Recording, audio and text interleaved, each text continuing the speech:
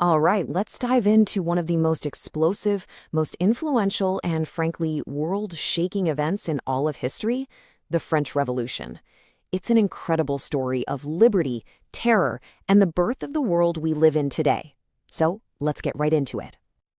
Okay, I want you to picture this. It's the morning of July 14th, 1789.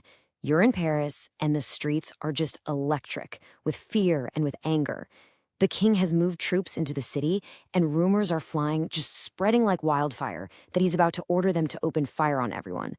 People are furious about the price of bread. You can just feel it. The air is thick. It's crackling with tension. And you know something is about to snap. But to understand an explosion that big, you first have to understand the powder keg it was sitting on. We need to take a look at the way French society was structured before 1789, a system that historians call the old regime. This table right here, this basically tells you everything you need to know about the problem. French society was split into three groups, or estates. You had the first estate, that's the clergy, and the second estate, the nobility. Now, these two groups were a tiny, tiny fraction of the population, but they had all the wealth, all the power. And the most important part? They paid basically no taxes. That entire burden, all of it, fell on the third estate. And who was that? Well, that was literally everyone else. We're talking 97% of the entire population, from the poorest farmer to the richest city merchant.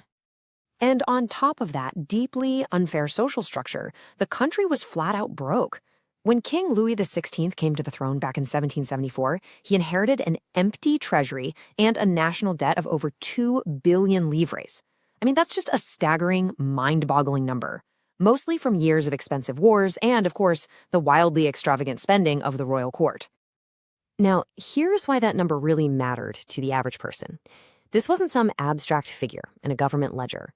To deal with its debt, the government needed money, but the rich wouldn't pay. So that pressure, plus a few bad harvests, created what's called a subsistence crisis. The price of bread, and we're talking about the one food that kept most people from starving, it just shot through the roof. People were literally starving in the streets while the rich partied. That gap between the haves and have-nots became a giant, gaping chasm.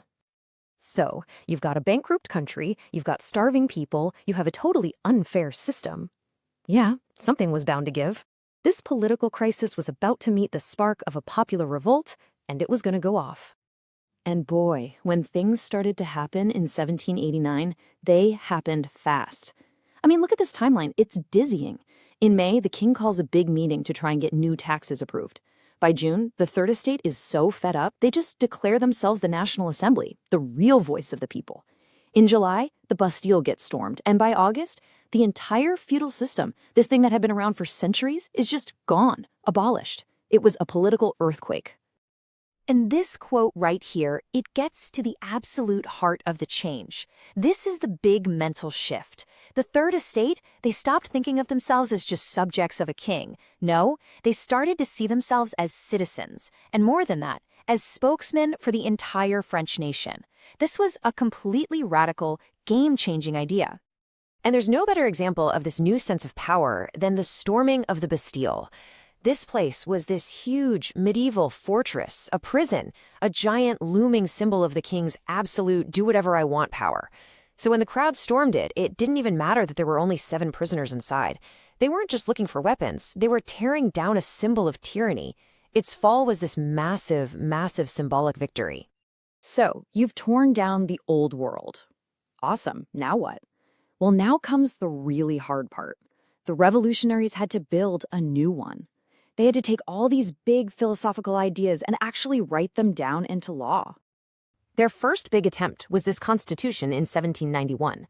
The idea wasn't to get rid of the king entirely, but to, put him in a box. His power would be limited by a constitution, separated into different branches of government. But, and this is a really big but, it wasn't a democracy as we know it. Only so-called active citizens could vote. And what did that mean? Basically, men over 25 who owned enough property to pay a certain amount of taxes. So all the poor people and all women? Yeah, they were still left out of the picture. But that constitution started with something absolutely monumental, the Declaration of the Rights of Man and Citizen. Just look at these ideas. Men are born free and equal. Your rights, liberty, property, security, are natural. They're not gifts from a king. The law has to be the same for everyone. This was breathtaking stuff.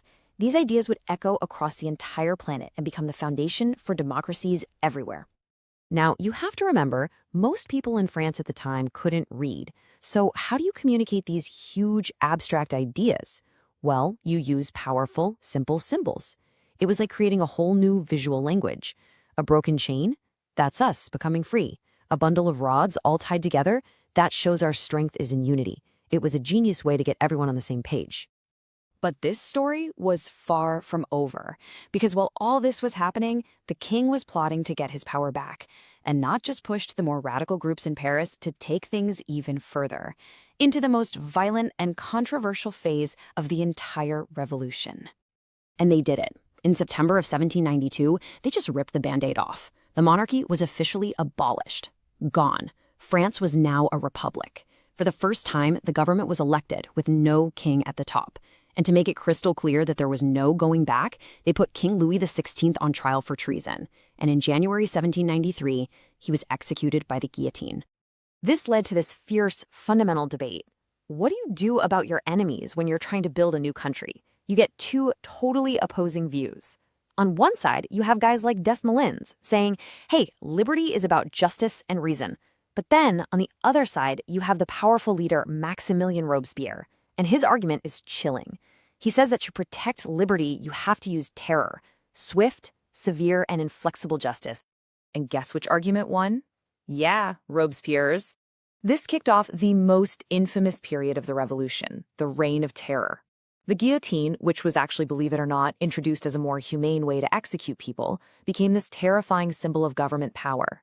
Robespierre's government executed thousands. Anyone they considered an enemy of the Republic was sent to the blade.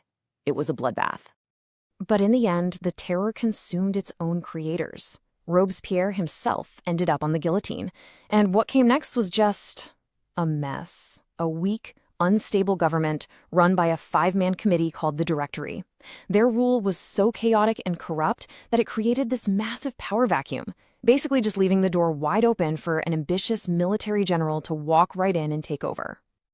So after a decade of all this chaos and upheaval, what was the point? What did it all add up to? Let's take a minute to look at the revolution's incredible and truly long-lasting legacy. And that general was, of course, Napoleon Bonaparte.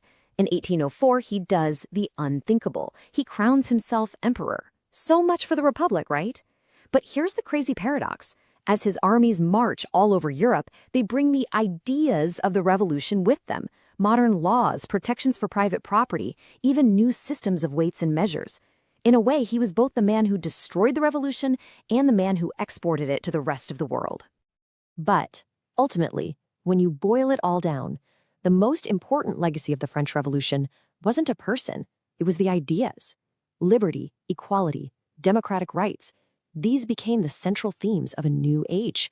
They inspired the end of feudalism across Europe. They fueled anti-colonial movements from South America to India. The revolution fundamentally changed the very language of politics forever.